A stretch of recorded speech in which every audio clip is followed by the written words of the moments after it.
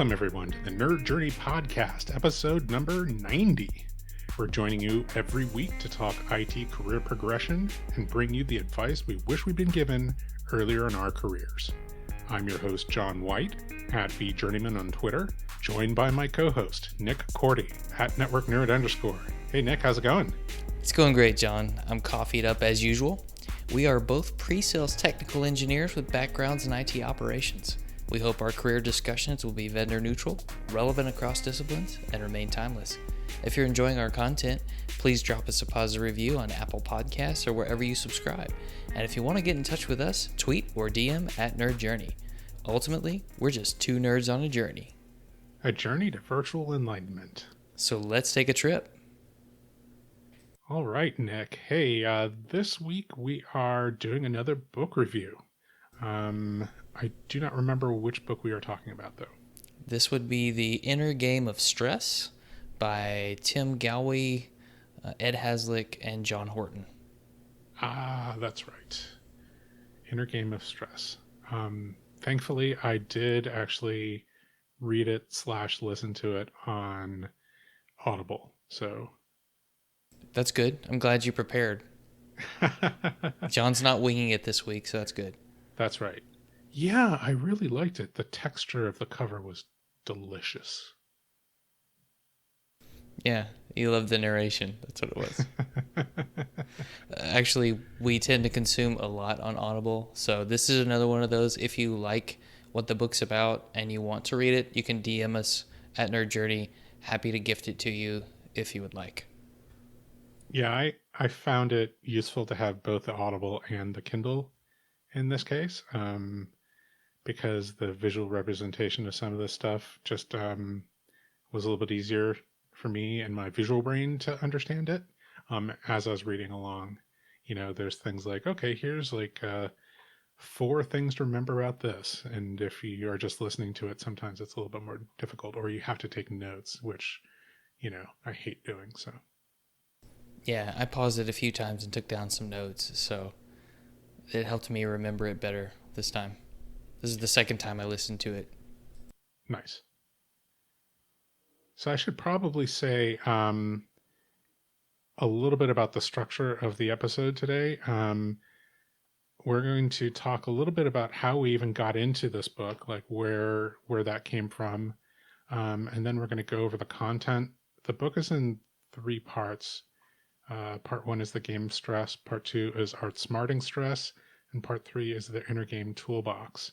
And then afterwards, we're going to kind of do a summary discussion and where we ask kind of 3 standard questions to each other about what we thought of the book. And so let's get into it. So initially, Nick, if I remember correctly, this isn't the first book by this author that we listened to / read. It was, the first one was The Inner Game of Tennis, right? That's right. Yep. Good one, too. If you haven't read that one, it is obviously about tennis, but the inner game principles are still there. I thought it was fascinating, but I also love tennis. Yeah, I'm not like a massive tennis fan at this point in my life. I think I stopped watching or paying attention when Pete Sampras retired. So I'm a couple decades out of date. But I was listening to this podcast. It's called Against the Rules with Michael Lewis. Michael Lewis is the author of a bunch of really interesting books. A couple about Wall Street, like Flash Boys, which was about the high frequency traders. He's written a few books that got turned into movies, like The Blind Side and Moneyball, both of which were sports based books, nonfiction books. But he has this interesting podcast, and the first season was about refereeing and how our society has kind of lost touch with our respect for referees. And then season 2 came out, and it was about coaching and the importance and significance of coaching. And Tim Gallwey is a pretty well-known coach. Now he's a well-known business coach and life coach, with a pretty significant consulting practice. But at the time, back in the day when he wrote the book, The Inner Game of Tennis, he was more well known as a tennis coach. And so basically, the discussion was about um, this inner game methodology that he came up with that we'll dive into a little bit.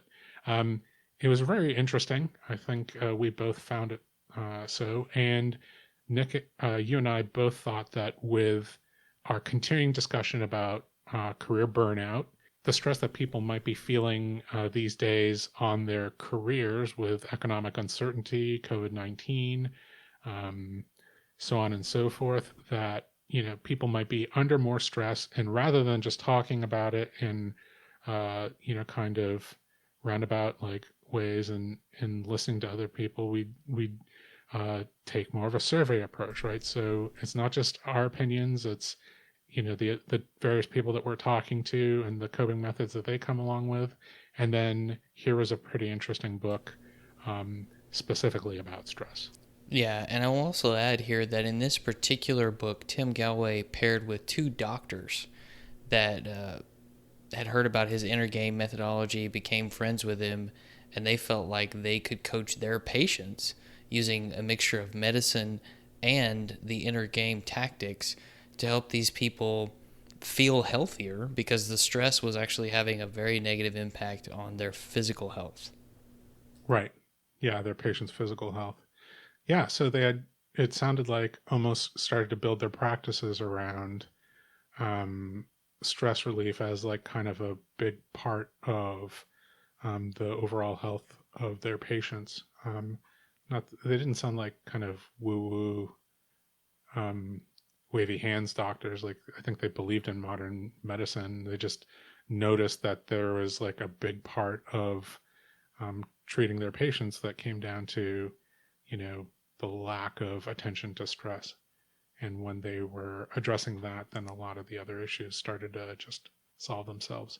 So let's kind of jump into the book itself. First of all, let's go over part one, the game of stress. That got broken up into a couple sections. The first one was why stress. So in this section, they kind of talked about the physiological basis of stress. Um, why it happens, why evolutionarily it was pretty necessary. Kind of the fight, flight, or freeze response, and um, you know, like again, like I said, physiologically, what stress represents in our bodies. So I thought that was pretty important to just understand before we address, like why over long term too much stress might be bad. The second section introduced like this two selves idea, and this is kind of foundational in the inner game methodology.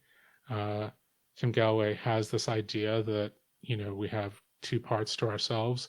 The first one is kind of critical and telling stories, and the second one is kind of just noticing things and being in the moment. And I'm probably projecting some of the language of another book that I read that kind of had this exact same idea. Um, but ultimately, Galway, talks about the same thing. What was the language that he used? Self 1 and self 2. Right. So self 1 is the stress maker. Exactly. I kind of wish we had a package of Mentos, and instead of fresh maker, you just put stress maker on there. Yeah, my Photoshop, my Illustrator skills are. You should work on that. It's an idea. All right. Yeah. Why do my job when I could be picking up junior high level skills in Adobe? Exactly. All right. So part 3 of this section is focusing on that self one, meet your stress maker. So talking about why it works the way it does. And then actually, I think this section got into some of the longer term effects of why how stress acts on your body with too much of it. Or was that in the first part? Don't remember. Um, the next section was called Gearing Up and Gearing Down. And you know what? This is where the long-term effects of stress was addressed. Through the various stories from the doctors, they kind of give anonymized case studies of their various patients. Um, but in this one, they talked about extended amounts of stress, the gearing up, and then the ideas of gearing down. That is rest, relaxation, recreation, and reflection. Um, that last thing, reflection, kind of hints at self-awareness, which is kind of the other part of the inner game technique or methodology, right? Recognizing the two selves and then being self-aware. Yeah. And then I guess we'll go ahead and go to part two. Yeah. So part two is actually about outsmarting stress. What can you do to essentially trick yourself into getting past it? And he talks about this inner game learning code made up of awareness, choice, and trust. And when we say awareness, what we're talking about is this non-judgmental awareness of what actually is with no distortions. Because you know as well as I do, John, the stories we tell ourselves about what's actually happening may or may not be what's actually happening, and we're in a way causing our own stress. Right. But So that's kind of letting self two be the driver in that model of, you can be in kind of two modes, right? Self one, which is generating stress by generating judgment, or self two, right? Who is just kind of dispassionately observing what's going on in yep, the moment. absolutely.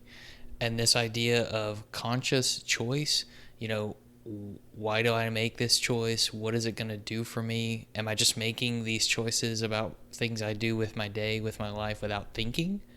Where does this, this decision I'm about to make, where does it come from? And then of course trust. You have to decide where you're going to put your trust.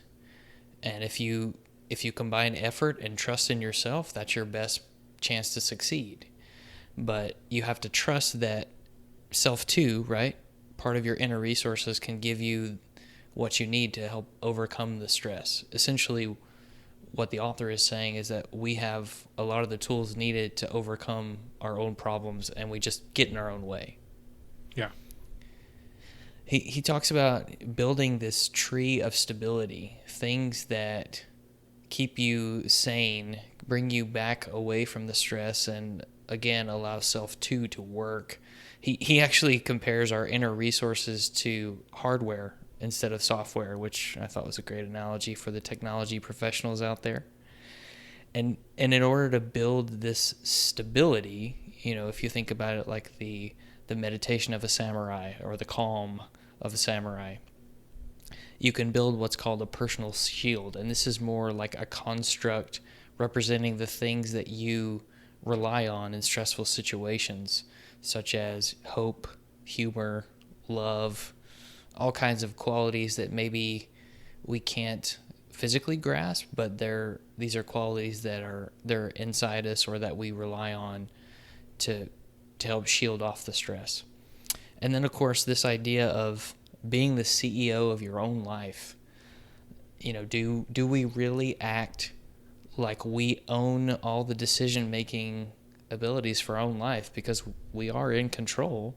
A lot of times we don't feel like we are, and we end up giving shares of the company or shares of our lives away to things or people or situations that maybe we shouldn't. I thought that was really interesting, being the CEO of your own life, and it made me think, maybe I don't do that very well.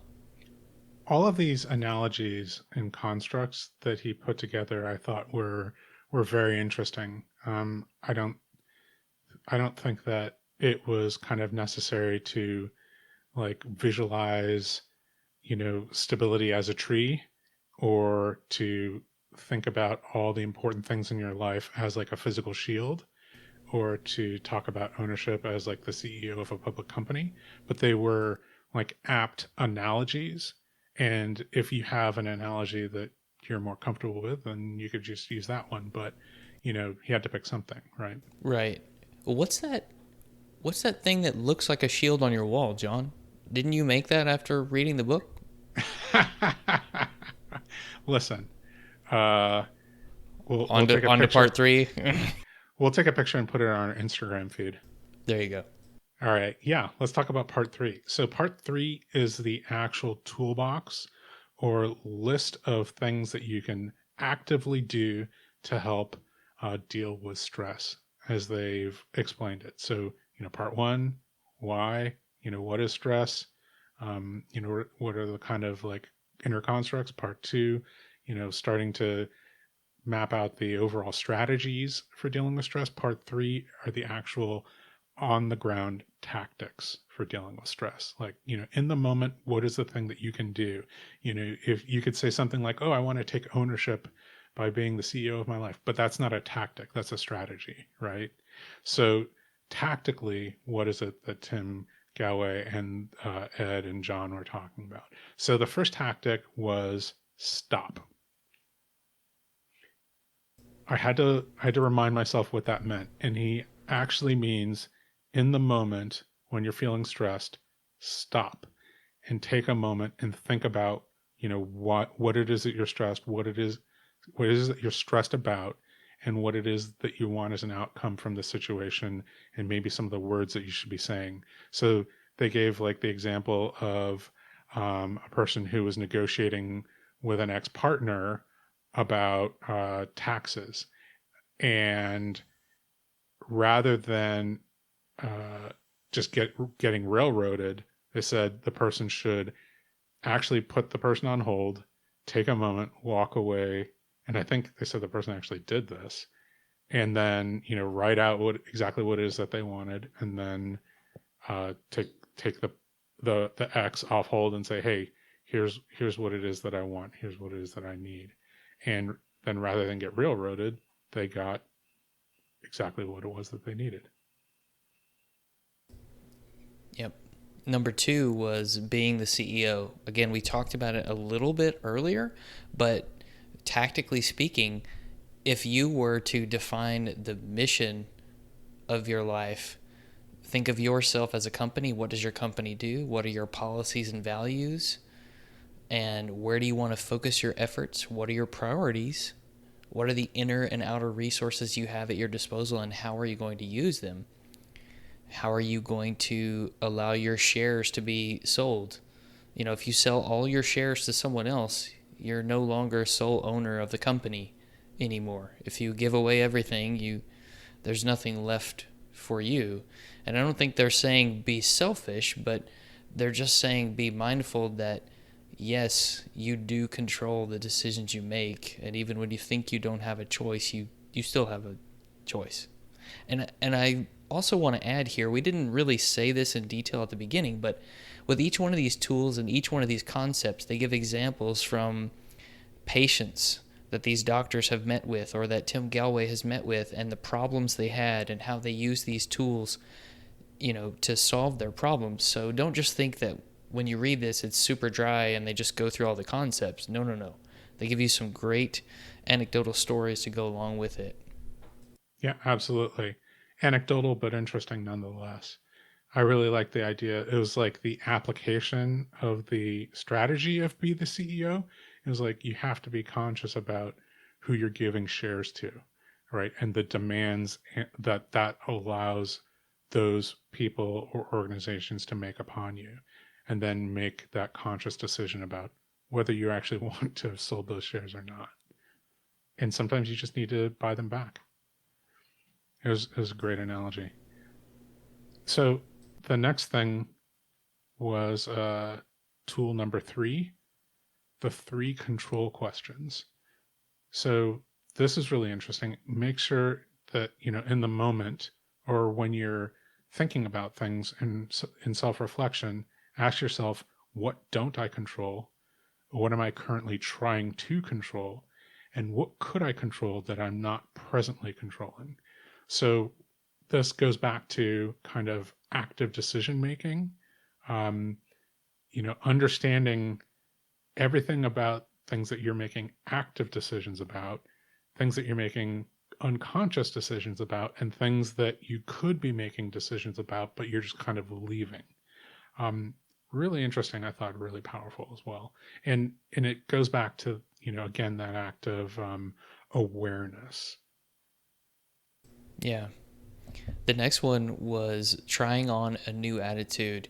And this sounds a lot like the clearness committee concept you talked about in a previous Mm, episode, John, mm-hmm. where you tell a group of people about your stressful situation and you try to define or help allow them to help you define what your current attitude is.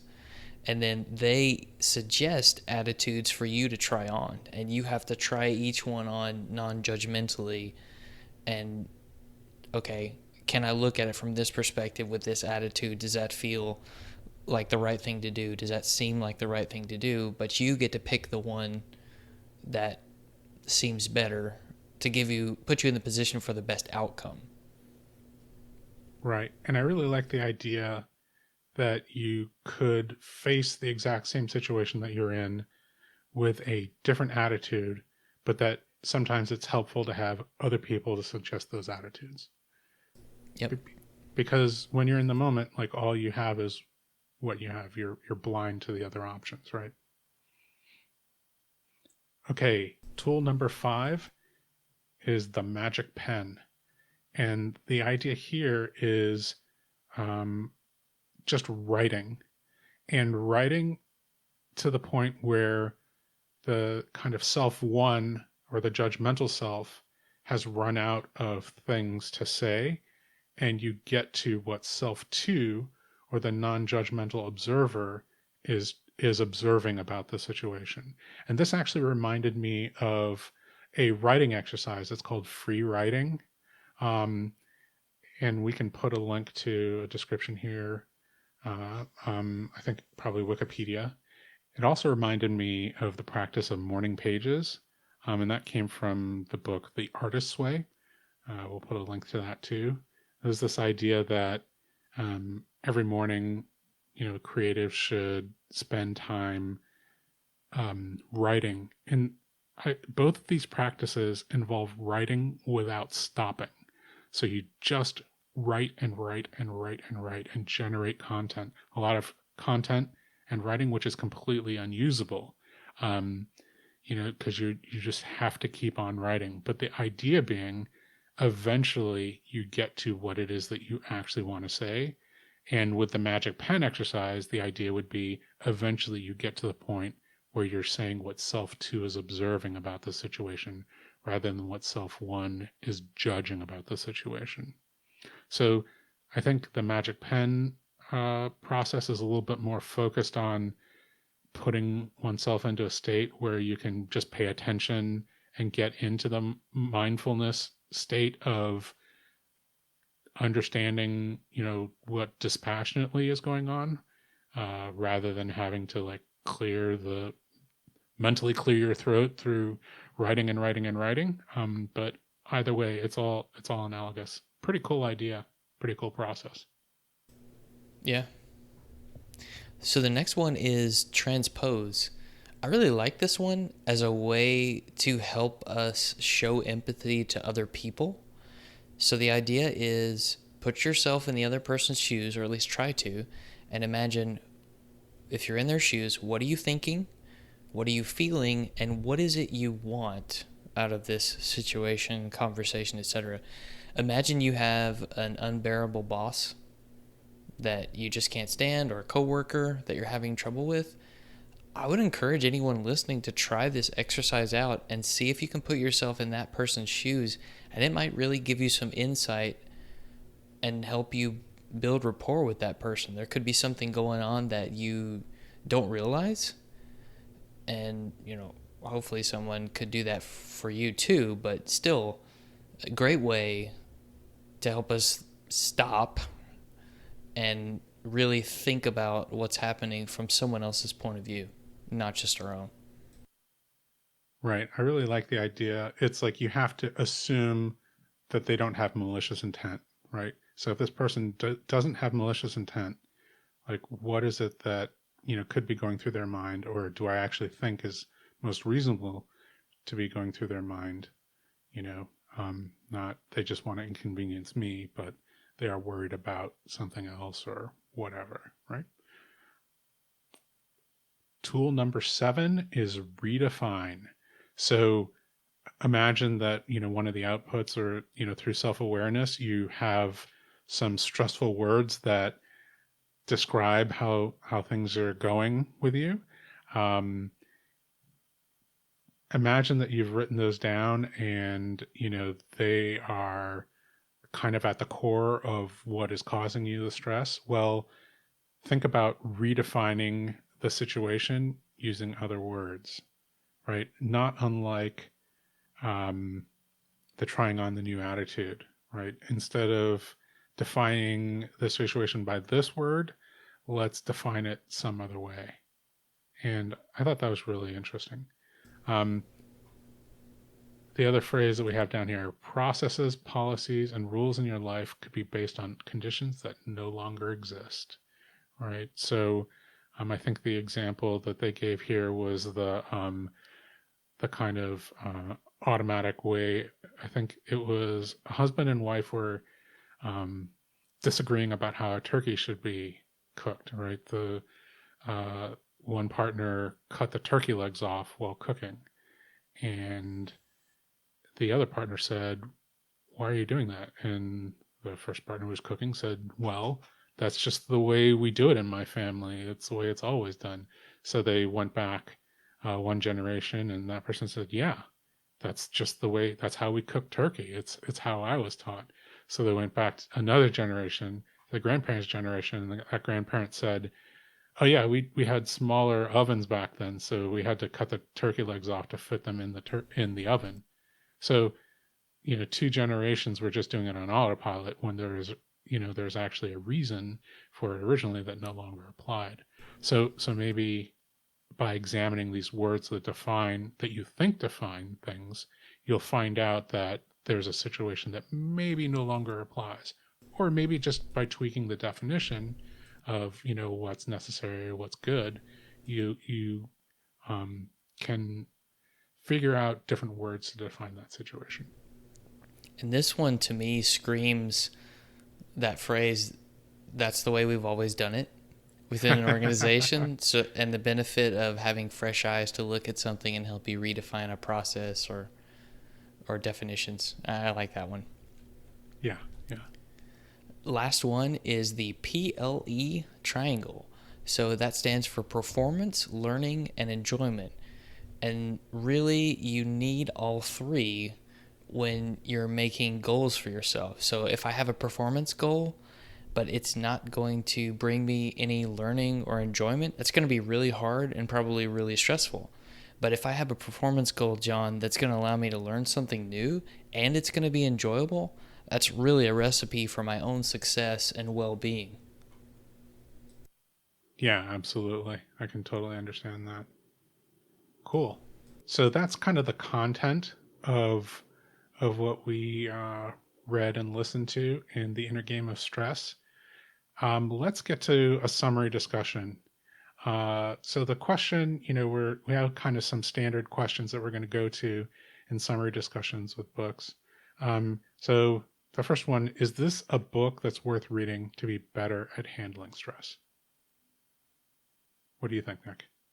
I would say 100% yes. I really liked the tools and the stories, as I mentioned. I think my favorite tool, John, are the control questions. Number 3. That's something that I wrote down the first time I read the book, and I don't think I wrote down anything else, but I remember writing down those questions and going, yeah, I should do that more often when I'm really stressed about something or not sure how to handle it. I'd be curious, do you think the book is useful in handling stress better, and what was your favorite tool? Yeah, I think that it was useful. I think I alluded to it earlier. There are some analogies here. The tree of stability, building a personal shield, being the CEO of your life. I think that they're very powerful analogies. If they don't happen to be something that you kind of click with, then you can define your own analogies, that kind of define the same, concepts, right? What is the source of your stability?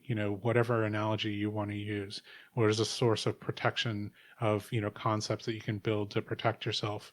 Like what is the analogy that you use for ownership of your time? Um, I thought that honestly, the uh, the stop tactic, the just in the moment, it, it was interesting because it encompassed a couple different ideas, right? Being self-aware that you're stressed right then and there. So it's not necessarily something that's easy or simple, and I don't think that they're saying that it's easy or simple, right? You have to be self-aware that your stress level is rising, that you're feeling it, and then have the power and self-control instead of reacting to the stress to say, hey, I need to walk away from the situation and engineer a way to do it. And I think that that is very important to kind of get back to that dispassionate mind who says, here's what's going on, here's what it is that I actually need. And to go from, a stress situation to be able to listen to that voice is not easy, but it is, a tool that you can work on. You don't have to be perfect at it. When you're trying a new practice, you're never going to be good at it. You're going to be bad at it, and you just have to get better at it over time. Just in general, I thought that the book was great. It wasn't selling like a series of seminars, afterwards. There was no like 800 number to buy a package of like, one-on-one coaching with the authors. Like there was nothing else being sold except the ideas that were in the book. I found that very comforting. I'm usually pretty suspicious when I read a book and then there's like other stuff to buy, right? Or a group to join. Um, so there was none of that. I think we naturally have fall upon the idea of reading the other books in the series, just to apply it to like different, aspects to see how this is slightly different from the inner game of tennis, for example, to be focused specifically on stress. And also, I thought it's an interesting book to recommend. It's, I think, difficult if somebody's saying, hey, I'm feeling stressed, and you say, well, you should read this book. It's great. It's called The Inner Game of Tennis. Like it just feels like a non sequitur, right? Like it's out of nowhere. So yeah, I Yeah. think it's worth reading. But it sounds like you're saying when I write my book about the John White School of Mentoring, I can't actually plug the mentoring school. Is that what you're saying? Well, I'm saying it would be a non sequitur if the John White School of Mentoring didn't actually mention mentoring. If it was like, you should read a book about the John White School of Cooking. No, I was talking about before that where you had the beef with this didn't link you to a bunch of seminars. Oh yeah, that And I was is a trying to problem. make the really funny joke that when we write down all the lessons from the John White School of Mentoring, we can totally plug it at the end, like if you want to make a contribution. Pricing and packaging to come. That's right. Come to one of the frequent seminars. Mm-hmm. So how about this one, John? Are there situations other than career in which this book is worth reading? Oh yeah. So I think that we approached this book with the idea of career burnout and career stress and stress in your job, from outside forces or inside forces. But I think that this idea of stress can come from multiple places, right? Like your workplace might be completely calm, but you have things going on in your personal life that are causing you, huge amounts of stress. Or maybe your personal life is fine, but your extended family is causing you extreme amounts of stress, or your friend group, or some other group that you socialize with or have hobbies with is causing you huge amounts of stress. So the source of stress, I think is not important. I think that it's timely because career burnout and stress is something that is being finally talked about in the world of IT. So yeah, but doesn't need to be about career. It doesn't need to be about job. Yeah, I would What agree do you with that. think? I think that from the stories in the book, it allows you to see the different ways that stress affects people in a negative way that we don't often think about. For example, something that I'm really stressed about could cause physical problems for me. Maybe I get chest pains or anxiety attacks from it, but your version of the same thing is not near as bad, right? But it could be something else that triggers you to have back pain, for example. And I guess I didn't think about how bad and degenerative that constant exposure to stress can be for certain people who just can't get past it. But what I will say is this, and I guess this goes into our last question as to whether we believe the lessons in the book. Mhm. I would say that none of the stuff in here is encouraging you to shy away from the stress. All these tools are allowing you to enter stress on your own terms and deal with it. Because if you don't deal with it and you just avoid it and don't do anything about it, it's still going to be there. Yeah, It's that going to was keep affecting you. that's a really interesting point. Yeah, I think I believe the lessons in the book too. Um, and the really, I think this idea, he addresses this idea that like, people think that, if you're not stressed, then something's wrong, right? Like, and he addresses that almost as this like, I don't think that he definitely doesn't say like use the phrase macho, and he certainly doesn't use the phrase toxic masculinity. But I mean, both of those, phrases popped into my mind as something that we kind of, I think there's one person who's like, oh, you're a, you're a VP and you're not eating baby food yet because your stomach ulcers are so bad. Like, okay, so then you're not really at the stress level that you need to be at. Like, as if that made sense, right? As if Oh, yeah. being at that stress level, mandatorily being at that stress level, made sense for any job. That's just a rite of passage, Sean. That's what you're supposed to do. One of the parts that stuck out to me was that they did some kind of study of apes or something like that, and the alpha males, the ones that were the most macho, aggressive, kind Mhm. of in that same light, were the ones that had the most difficulty recovering from disease exposure. Right. And actually died off in the Mm-hmm. observation, and then the entire group overall did better without them because they were the ones that were the source of stress interacting with everybody, right? And the ones Yeah. that like necessarily like raised the stress level in the group and themselves. I think what we're saying is don't be that guy.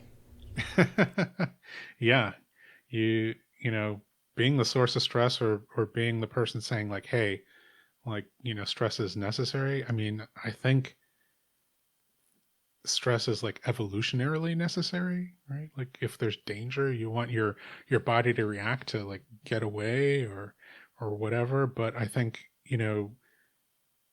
as was explained in the book, like, that it applied to like really like harmful, like dangerous, like, oh, like an earthquake is happening and like this rock is about to fall on me, or a lion is chasing me, like that kind of stress, like that causes like, you know you could die type of reaction. But to have that type of reaction because of like something that's happening in a newspaper is not actually helpful. Like you can't run away from it, Yeah.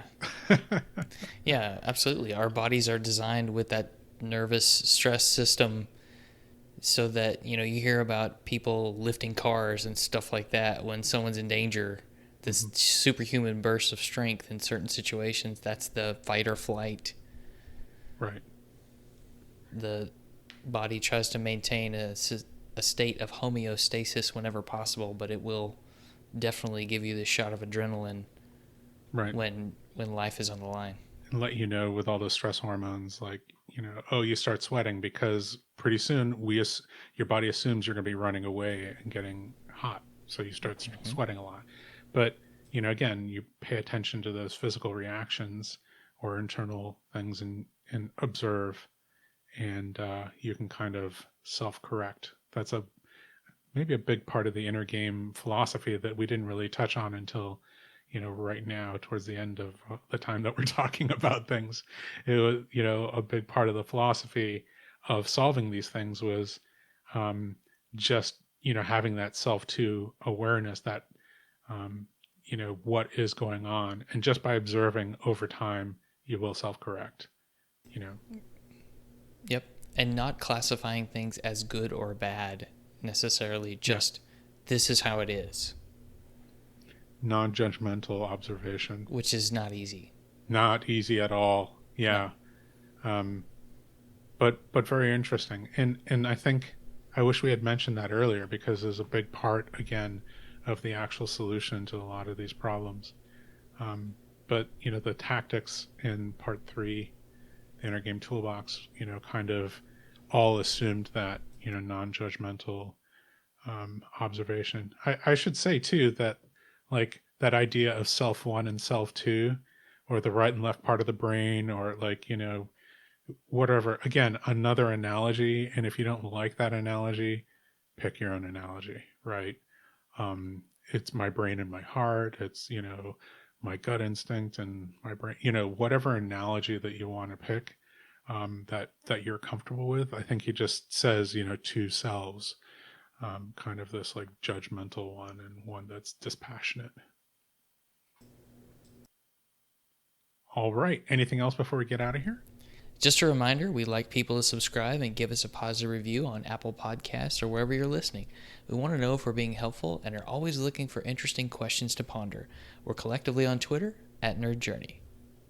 All right. Farewell, listeners. Tune in next time as the journey continues. I'm John White, @VJourneyman, for Nick Cordy, @NetworkNerd_, signing off. Adios.